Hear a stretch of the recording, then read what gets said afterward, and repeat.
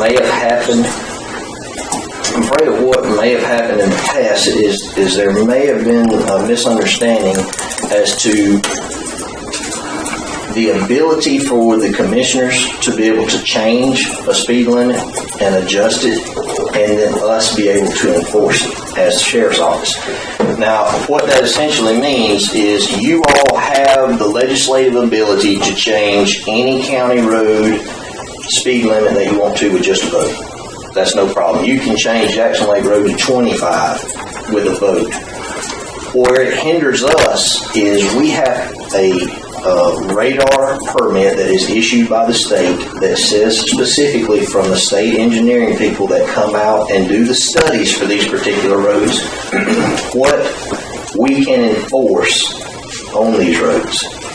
So our state radar permit currently says Jackson Lake Road can be enforced at 55.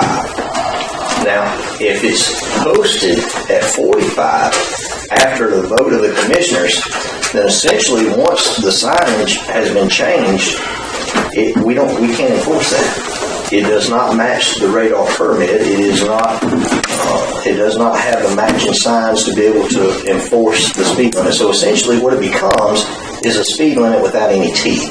It is really extremely difficult to be able to enforce that. So what I would like for you to consider is until such time as we can petition the state to potentially change it to 45, let's go ahead and repost the speed limit at 55 so that we can enforce it at 55. And there are several other roads that when we got the grant to put new signs up for whatever purpose, some of the signs didn't get put in the right place, and we've done a lot of legwork on getting our roads posted correctly so that we will be able to enforce it the way that it should be enforced. And Mr. Preston Campbell has done an excellent job of working with us and trying to get that back up to speed. And if you all could direct him to let him know to go ahead and repost Jackson Lake Road at 55 until it can be changed officially with the state, that's what we need to do. And I want you to know that there are only two ways to change it with the state. Number one, they have to come in and do a study, and from the initial conversation with the man that is in charge of that for our district, he's very reluctant, and he was very hesitant to think that we would be able to change it to 45. He did not think that we can post it, but as far as getting it permitted for the radar permit, he thought that it would take a substantial amount of time and that it probably would not happen. The second way is this. A privately hired engineering firm for the county has to do the study and then make the recommendation to the state, and then they change it almost instantaneously. It has to go through this joint control, right? It's a separate division. No, DOT told us Friday that they don't do that anymore. It has to be through the Georgia State Control.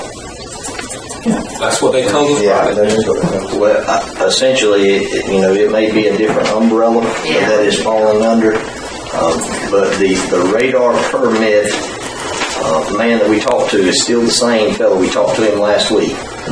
And he's essentially still the same man that did some work a few years ago when we worked really hard on Felspar Road to get things up to speed with that.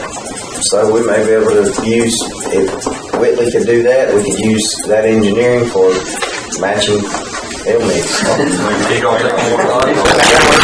don't know. Well, I think first of all, what we need to do is go ahead and get the sheriff's recommendation is pass a resolution to convert it and post it back to the 55, and then proceed with the other. That way we can currently posted at 45. It's currently at 45, so you got to change the speed limit to back 55. To 55 so that he can enforce it. Yeah. Right. I know it seems convoluted, but